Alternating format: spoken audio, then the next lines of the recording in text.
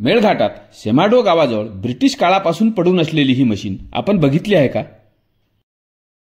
नमस्कार, मी आता उभा आहे शिपना नदीकाठी सेमाडो येथे आणि या नदीच्या काठावर सेमाडो गावाजवळ एक मागे आपल्याला मशीन दिसते।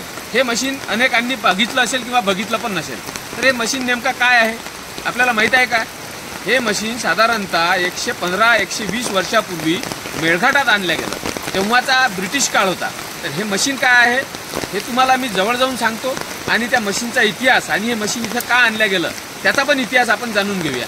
या आपण ही मशीन जवळून बघूया। रेल्वे इंजिन प्रमाणे दिसणारं व ट्रॅक्टरच्या चाकाप्रमाणे परंतु पोलादी व हेवी चाकं असलेलं हे मशीन जॉन फावलर्स या कंपनीने 1919 साली इंग्लंडच्या लीड्स शहरात तयार केलं होतं। तशी अक्षर आपल्याला या पाटीवर अजूनही दिसतात।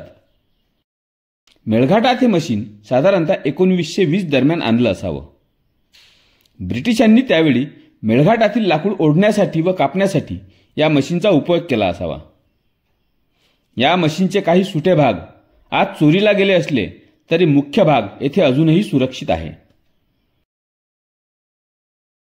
स्टीम इंजिनवर चालणारं हे इंजिन 40 सिलेंडरचं इंजिन होतं, म्हणजेच याची ताकद लहान रेल्वेच्या इंजिनच्या ताकदी एवढी होती। आपण जर सेमाडोला गेलात तर हे मशीन जरूर बघा।